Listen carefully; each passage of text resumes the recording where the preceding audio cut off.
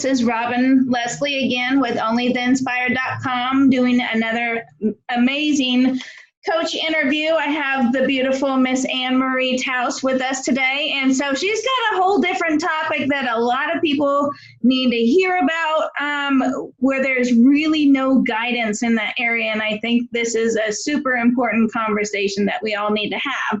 So, in a couple of minutes, Miss Anne-Marie, describe who you are and how you help people. Well, Robyn, I'm what I like to term a potentialist, and which is basically a transformational coach, but I like to look at a person's their potential and devise particular steps to get them to that potential, to reach their potential, to become healthy. I specialize with weight loss surgery patients who've regained weight, who are feeling shame and feelings of failure, and I take them from shame to pride and from failure to accomplishment so that they can live the life that they deserve. Okay, so weight loss surgery, so that includes, what all does that include? Any type of weight loss. You have patients who have had what they call Roux-en-Y, you've had sleeve, you have banding. They're expanding more and more the types of surgery that people are now having to help them with weight loss. These are usually people who are anywhere from 260 to up, people who need to lose a lot of weight because they're excuse me, it's compromising their health. Got you. So how did you get started? What caused you to want to coach in that area? What was it that happened? Have you been through this? And, can you explain a little bit more? Sure. 18 years ago, I had what they call a Roux-en-Y, which is a gastric bypass, where they made my stomach the size of a half a dollar and rerouted my intestines. So I was very good in the very beginning, but I didn't change my eating habits. I let, life happen. And through all of that, I had a lot of medical issues. And it really came down to when I became a coach, I was thinking, gosh, this community is one that lives in shame for the weight that they are unable to lose. And because they've done this to their bodies, they went and had surgery, and that you feel like a failure because you weren't a success. And through coaching, I was able to take off the weight that I had regained. And I feel very strongly that this is a community that needs more coaching, more support to live a healthier life. Right, because once you do have the surgery, and we talked about this a little bit, so sometimes you have to lose weight before you get the surgery, and then you have the surgery and they give you certain guidelines. You can't have soda or whatever, and you're supposed to eat very small amounts, but beyond that, there's really no nutritional advice, right? So a lot of people go back to their normal habits, what caused them to gain the weight in the first place, right? Yes, a lot of it is habits, but it's also the lack of information. Some surgeons do require that you have a number of visits with a nutritionist, but that doesn't necessarily provide you that guidance, that hand-holding to get you to make those changes in a way that you're able to propagate that throughout the rest of your life. Yeah, I can say, oh, well, don't have potato chips. Well, yeah, you might be able to last that for, a few weeks, a month, maybe even longer. But if you have something in you and you're going, oh man, the taste, whatever it is about that potato chip, you're going to go back to that because you have no alternative. But if I were to say, hey, you know what, if you throw some just thinly sliced potatoes in the oven, again, there's your potato chip. It's a much healthier version than, you know, a name brand, store brand, whatever, potato chip. So there are alternatives, but people aren't being guided in that mechanism. Gotcha. So describe your ultimate vision for your business. My ultimate vision is to really serve the weight loss surgery community, as well as others. I developed a process called GPS for Life, and or Life GPS, and through that, to really help them understand, to get rid of the stories that they've told themselves, do some passion identification, because we all have passions, but just to really find the one that you're supposed to be following. And that's all through simple, small steps that are achievable. And really, if I'm able to have even one person, one client come back to me and go, gee, you know, thank you. I feel healthier. I'm happier. I've got, you know, I am a success. Then I've served that purpose. I am a success in my business. And having that today is just amazing, to have people take them from, you know, having regained 40 pounds that they've already lost once or twice or 3 times, and to see them, you know, 6 months, a year later, at a healthier weight. I mean, it's just phenomenal.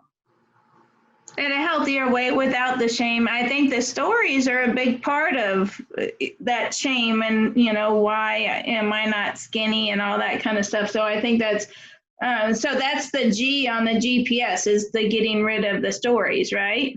Yes, we all have stories that we've carried with us throughout our lives.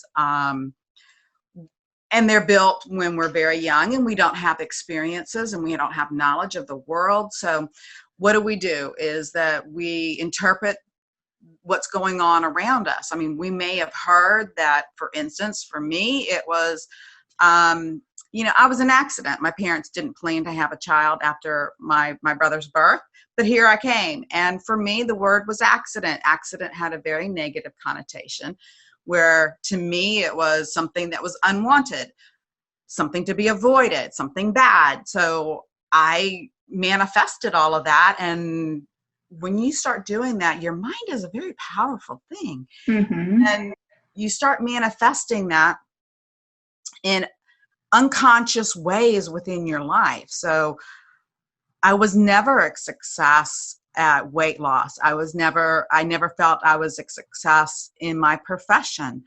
Until I broke all of that down and be able to go, no, you know what? That's so not true. My parents loved me, and as a matter of fact, I'm my mother's favorite. So I mean, but you carry that around with you in your subconscious. And when we kind of break all of that down through, you know, stopping the stories that we tell ourselves about who we are, then you really are able to stop that, stop it, and have a new life, because then you're serving who you were born to be. You know, I certainly was not an accident in the negative sense of the word. I was unplanned. Unplanned, right. Well, and if you look at the bigger scheme of things, right, any human that is here on the earth, you know, you are one sperm and one egg out of, how many millions of sperms made it and actually created something. We're all here for a reason, but a lot of times we have that stupid thing in our brain. And the same thing with me, my parents were going to get a divorce and, oh crap, we're pregnant. Ta-da! But I'm here for a reason. But, I get exactly what you say. So what is the P in the GPS? Is passion identification, is to look at people's passion. I mean, everybody has many different passions. I mean, I like to bake bread. As a matter of fact, I just got finished baking. I think there's about 10 loaves. And I love to ride my motorcycle. That's a passion of mine. But that's not my purpose. And to marry the two, what's your passion and your purpose, so that then I'm going to live the life that I was meant to live. Gotcha. And then what is the S? The S is small steps or small changes. And we talked about this when we first met, and it's so much easier to do the small little changes than completely drastically change your whole entire thing, like going into a keto diet or going into a gluten-free diet where you have to drastically change a lot of things. The very small steps are easier to do, and then you don't even pay attention to them, right? Is that your theory? That's correct. That is correct. And I don't use the word diet. I absolutely hate that word. It's a lifestyle change. And if you make enough small little changes, for instance, just like I said about the potato chips. So you're not eating the potato chips, but I'm giving you an alternative. That's a very small step. I mean, you're still continuing to eat, whatever it was that you were eating, but now I'm just changing one little thing. And you get enough of those and bam, all of a sudden you're looking at huge changes that you didn't even notice along the way that you were making changes, because they weren't something that was hard to follow, hard to do, and you really had to think about it. A lot of it also is the mindset of being curious. When you start being curious about what you're eating and why you're eating and how you're eating, I mean, it all kind of plays in that, and then you start implementing these really small little changes. Then when you get to the end, we like to say that small hinges swing big doors, if you think about it. So yeah, it's the small changes that lead to large accomplishments. Awesome. I love that. What beliefs do you have that set you apart from your competition? And I believe much more in collaboration than competition. But so what ideas do you have that are a little bit different, or your perspective, I guess I should say? Well, my perspective is a very personal one, because I've been there, done that. I've felt like that failure. I've felt that shame. And I'm on the other side. I sought a coach, and I went through transformational coaching myself, and I know how powerful that is. And so that's what I want to give to the community, is somebody who is a powerful coach who understands what they've gone through to be able to get them to the other side. And using a lot of transformational coaching methodologies, where we do a lot of visualizations and hand holding. And I like to say, because I grew up in Biloxi, Mississippi, a little bit of Southern kick you in the butt. Accountability. I mean, because sometimes we do need a little tough love, a little bit of accountability, just so that we are staying on track. And it's not done in a demeaning way or anything like that. It's just, wow, now somebody's going to hold me accountable for my actions or inactions, and love me anyway. Love that unconditionally. There's no judgment there. It's just, sometimes you need to hear what you don't want to hear. Mm-hmm. Well, and it's nice to know you have that immediate connection with somebody. They've been in my shoes, they're on the other side. And yeah, I think that's a huge part of what's going to make it very successful for you. So what's the hardest thing to overcome when starting your business? Ooh, figuring out technology. Believe it or not, my 9-to-5 professional career before I became a coach was as an IT project manager. And so I thought, hey, technology should be easy. But it really wasn't. The nuances of what's out there and this app and that app and trying to make the apps talk together. Woo! Yeah, that's a big one for me. But yeah, I kind of like to take a step back, take a deep breath, and then seek out some experts, and looking for that additional, a coach needs a coach. So I was like, oh, okay, well, you are a technology coach. You teach people how to use different apps. Great. Let's work together. And it's all about the give and take and the sharing of information and finding the best fit. And for me, definitely a little bit of, can you help me on this? I'm not sure about it. I'm totally stuck. Exactly. Yeah, gotcha. So do you have, and I asked this question because I don't even know if it's 50-50. Some people have it, some people don't. So do you have the support network of friends and family supporting you in your business, or are you kind of doing this all on your own? This is something I decided to do. I'm doing it. It doesn't matter if everybody else is saying don't do it. I would like to believe that my extended family supports me. Definitely my immediate family does. They are all in there. As a matter of fact, my 26-year-old son has done some of that technology for me. Yay. Because they grew up in that. That's what they live and breathe and eat every single day. And my partner has been outstandingly supportive. He has that ability to kind of give you that pump up, he's just like my biggest cheerleader.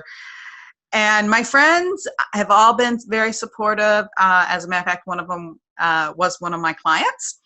And so they are very supportive in that mechanism. Yay, that's really good. And what is your favorite thing about your business? My favorite thing about my business is watching somebody change. I just feel that, and you can see the whole mannerism about them changes when it clicks. They see that accomplishment and it's like, wow. And you're just like, yes.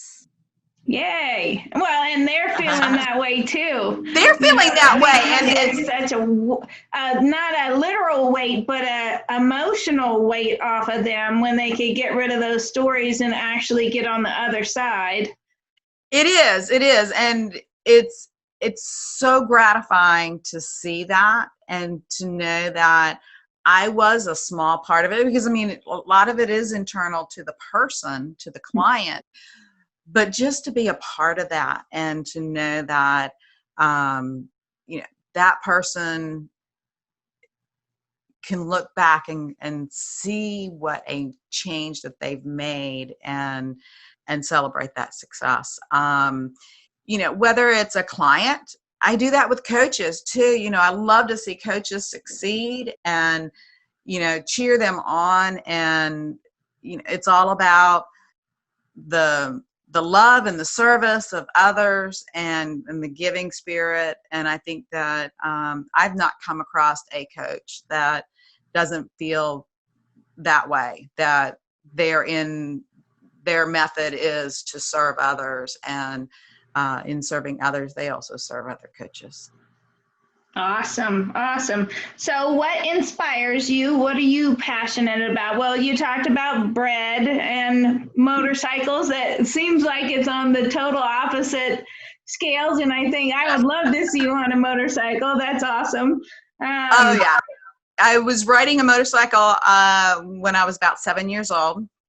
My whole family did. And so I had that love, and there was about 20, 25 years where I didn't ride, but I never lost that passion. And so when I had a chance to buy my own motorcycle, I did it. And just the freedom, and I call it wind therapy, of being able to be out there, the wind is blowing, and you're almost in a, like, obviously you're watching everything that's going on around you, but it's almost like a meditative state for me, because it's just like you hear the droning of the engine and the vibration, and there's just something about that when I come back, it's like I kind of feel that.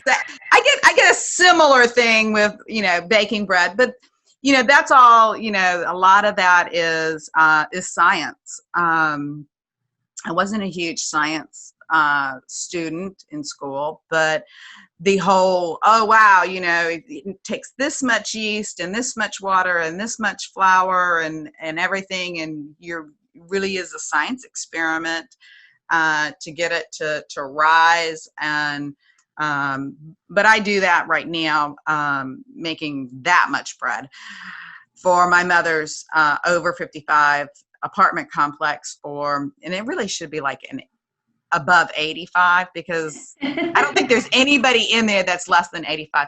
And with the COVID going on, a lot of them aren't going out, or they're patiently waiting for their children or grandchildren to come and bring them groceries. And this is just kind of my way of saying, here, is a person who you don't know, because I don't know a lot of the residents on, one-on-one basis, but just to be able to say, somebody's thinking of you, somebody cares, enjoy. It's a little something. They all seem to love bread there. And so, yeah, it's my way of giving back. I love that. So who inspires you? Oh my gosh, there's too many people. There can't be too many. That's, the more the merrier, if you could be inspired by multiple things and people, that would be awesome. But anyways, go ahead. Yes. The first that comes to mind is Mark Hyman, Dr. Mark Hyman, who wrote Food, What the Heck Should I Eat? Totally changed my outlook on food. Thinking inspirational from a head standpoint, Jim Rohn. Pete Vargas, who I'm studying under right now, is huge. Pat Quinn, who's an associate of Pete's. There are a lot of them out there, and growing by the day as my world expands, as far as the teachers and the knowledge, from the likes of, J.J. Virgin to, I always pronounce her name wrong, but Brené Brown, or Brené, yeah. Brené, okay. I love Brené. Yeah, Lisa Nichols. Got to throw women in there, because I think that so often we forget that there are some very powerful, inspiring women out there. So I would think that's about 6 or 7 right there off the top of my head. To start, yep. So the last question I'm going to ask you, and then you can talk more about whatever you want to talk about after this. So if you can leave one tip or one golden nugget for the people listening, and it was the only thing that you could say and your only chance to say it, what would it be? Ooh. It's a big question. Well, I came up with this little saying that the only person who is holding you back from the life that you desire is looking you in the mirror. And I think that is so true, because a lot of times we let our own selves talk ourselves out of things that are going to get us better, for whatever reason. So it is that person that when you're looking at that reflection, they're holding you back. And you should not let anyone, even a reflection, hold you back from pursuing the life that you deserve, really. Beautiful. Is there anything else that you would like to say or talk about? So you do have a gift for the people listening, right? So it's your 3 simple habits for better digestion. Right? It is. It is a little ebook that I'm giving out free, and because it doesn't matter if you are a weight loss surgery patient or not, we all could use with some better digestion. And these are 3 little habits that I find that really, if you have like the bloating or the indigestion, heartburn, you do these 3 and you just feel phenomenal. But you have, again, it's something that you have to practice. And the gut, unfortunately, we've been so harsh on our gut over the years that getting it back into a state of health is not an overnight thing. So, first time you try these and you might go, I'm not sure. But if you continue, once the gut starts to really heal, then boom, it's just amazing.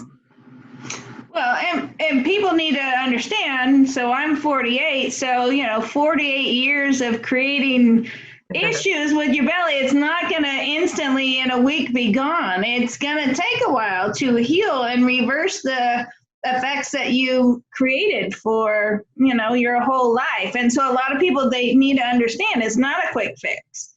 No, and nothing fixed. And nothing really is. Unfortunately, we're in a instant gratification society thought process nowadays, and it's not. There is no, here, let me take this pill and I'm going to instantly be 100 pounds lighter. It's not ooh, let me take this pill and I'm going to have the muscles of, Arnold Schwarzenegger in his prime. It's just, it doesn't happen. It's through, again, I go back to small steps, but it's also the dedication to continuously improve yourself that you're going to see that result. And you didn't gain 100 pounds overnight. You're not going to lose it overnight. I mean, even with weight loss surgery, yes, it's much faster if you use the tools that you got during surgery, but it's not an overnight process. It is still, a lot of times 2 years or more sometimes before somebody's at the weight that they should be, depending on how much weight they had to lose. For me, it was 18 months. So everybody's a little different, and having stalls and stops and, sometimes regain isn't necessarily bad. I threw my scale out several years ago. I did buy another one that actually talked to me, which is a whole nother story. But stop eating those donuts. Oh yeah. But I don't let that number on the scale mean as much today as I did years ago, because my new scale also will tell me how much fat weight I have, how much water weight I have. So that was my reasoning for buying it. I let my clothes really tell me, how I'm doing. Because if you really think about the amount of space that fat takes up in the body versus how much muscle takes up a lot less. So if you're losing fat, gaining muscle, your weight may be the same, but you certainly are not going to look. Right. Your clothes are going to be looser. Oh, much looser. Oh, yeah. And it seems like what came on first, like if you start gaining the weight in your belly, goes off last. So like you might have stick legs and stick arms before it gets to your belly. And so it seems to work that way, at least it has for me, so I start with the belly and the butt, and then the arms and the legs get a little bit bigger. And then when I lose weight, it comes off of the arms and the legs and finally eventually gets to the belly and the butt where it started. But it's funny how that happens. And yes. It is. And there are certain movements, and I another word I don't use is exercise. I use the word movement because it is all about movement and just getting your body moving. And there are certain movements that you can do that will help in those we call them those problem areas. Those areas that do take longer, but and we're not talking, you're going to be doing, 30,000 crunches a day. That's not the idea. The idea is, gee, can I, instead of parking right up against the building to go into Walmart, let me park at the very back of the parking lot. It's those extra steps, and it's just movement, getting your body moving, and that in and of itself will help in any situation. Again, that's another small step. Small steps. I love it. Okay, so if you are listening, to get the 3 simple habits for better digestion, so go to get.gps4alife.com. So it's get.gps, the number 4, life, life.com. And then this for a life. Ooh, get.gps, the number 4, alife.com.